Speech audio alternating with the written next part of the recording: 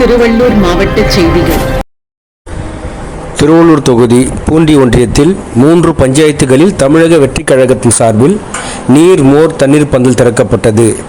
இதில் திருவள்ளூர் தெற்கு மாவட்ட செயலாளர் திரு குட்டி அவர்கள், பூண்டி ஒன்றிய செயலாளர் திரு பிரதாப் அவர்கள் மற்றும் ஏராளமான நிர்வாகிகள், தமிழக வெற்றி கழக தொண்டர்கள், பொதுமக்கள் கலந்து கொண்டு இந்நிகழ்ச்சியில் சிறப்பித்தனர். செய்தியாளர் சுரேஷ்.